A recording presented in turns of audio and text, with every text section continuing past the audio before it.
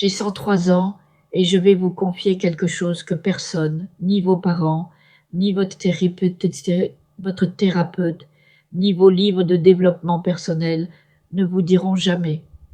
Et la raison pour laquelle ils ne le feront pas, c'est trop douloureux, trop cru, trop réel. J'ai vécu plus d'un siècle. J'ai enterré 3 maris, 2 enfants, la plupart de mes amis et absolument toutes les personnes que j'ai connues avant mes 40 ans. J'ai vu le monde se transformer 4 fois.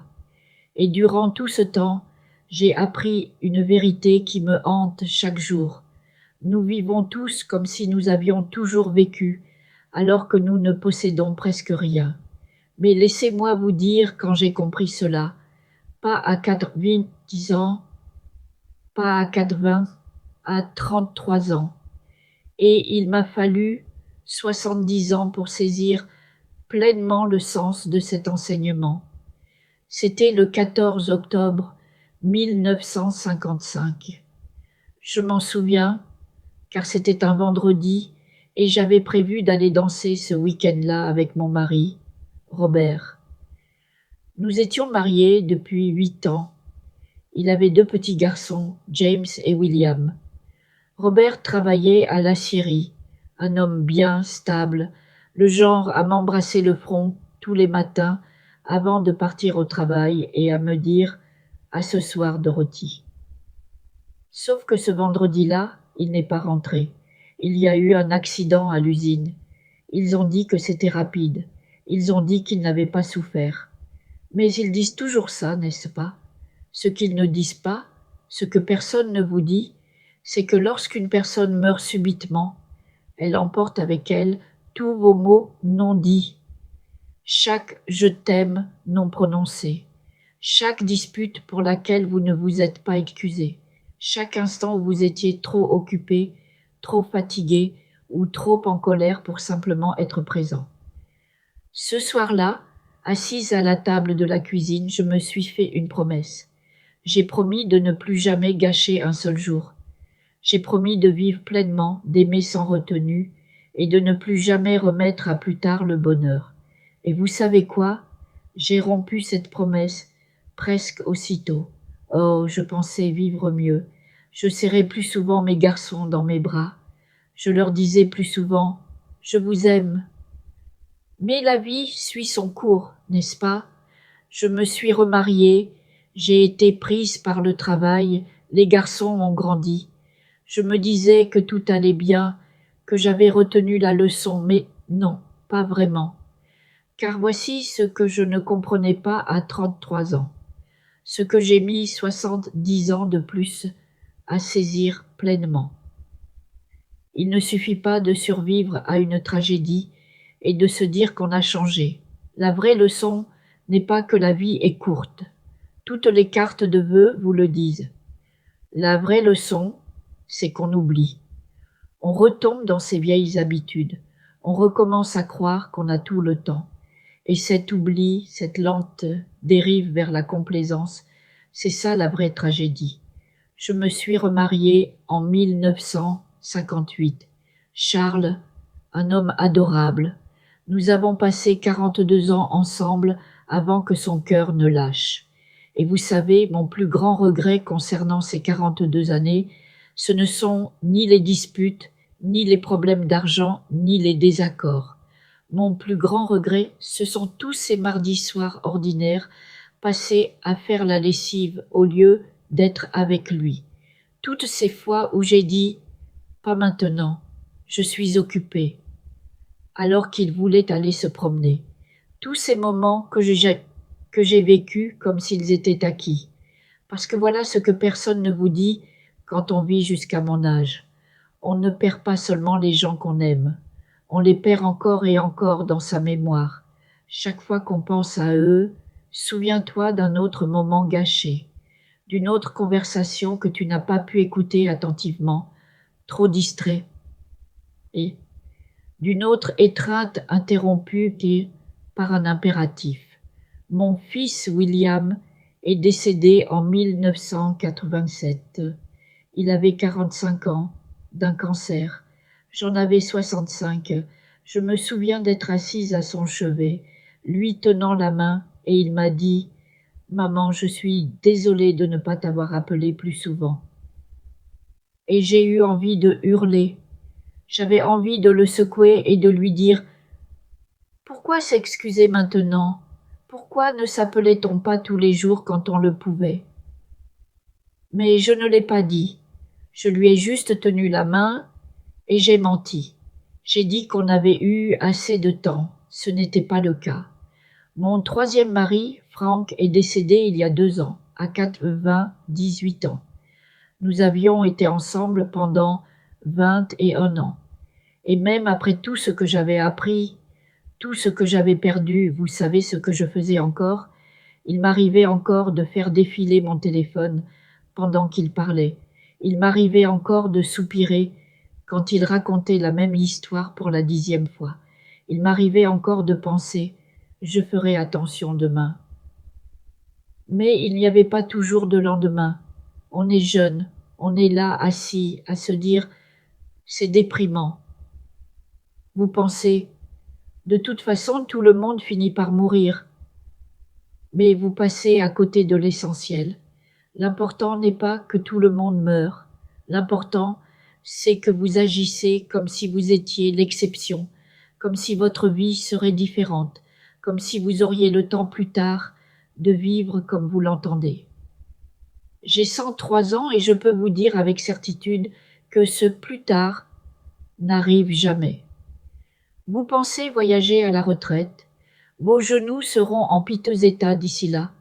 Vous pensez renouer avec votre sœur après cette période chargée au travail.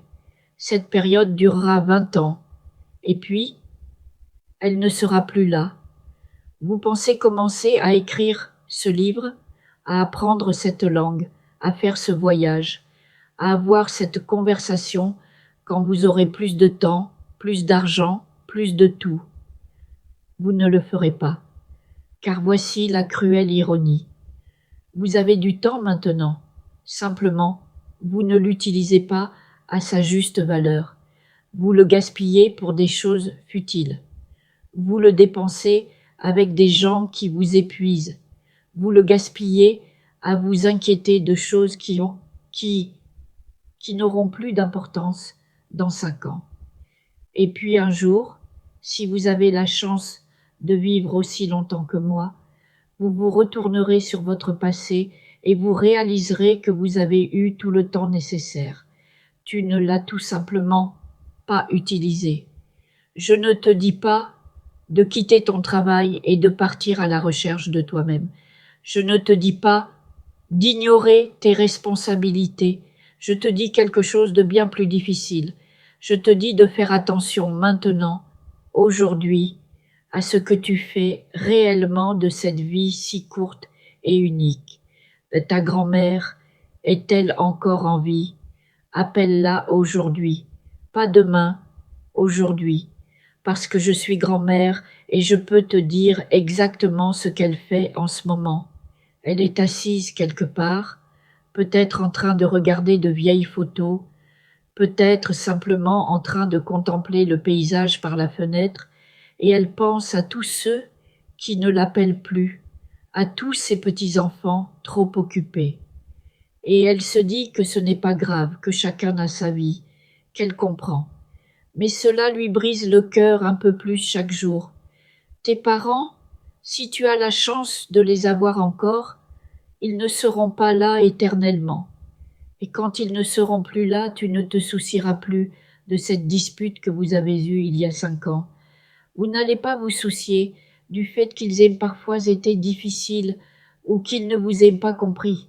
Vous allez regretter tous les coups de fil que vous n'avez pas passés, toutes les visites que vous avez reportées, tous ces moments où vous auriez pu simplement être avec eux et que vous ne l'avez pas fait. Je le sais, car je suis cette mère maintenant.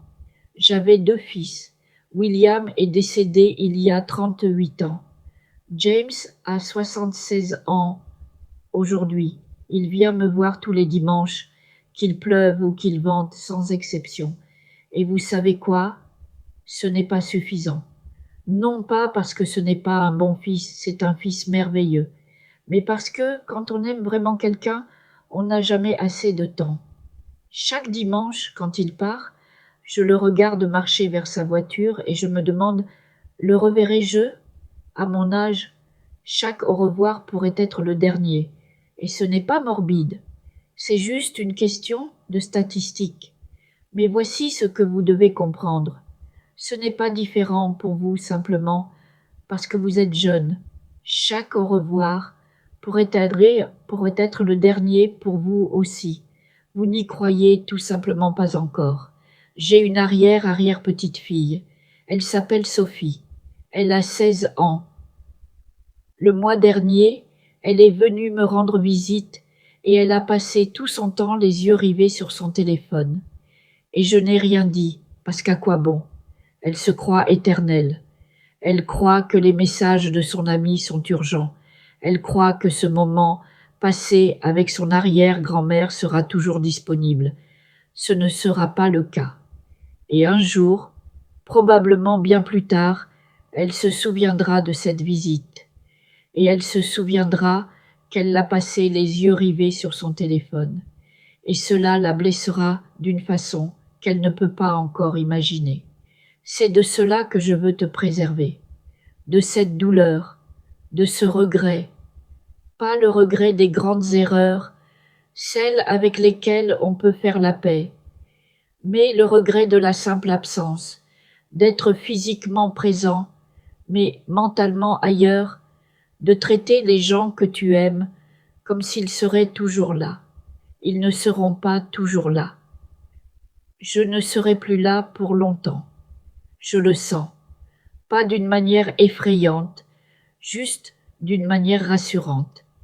Mon corps est fatigué. Il a travaillé pendant plus d'un siècle et il est prêt à s'arrêter. Et honnêtement, je l'accepte.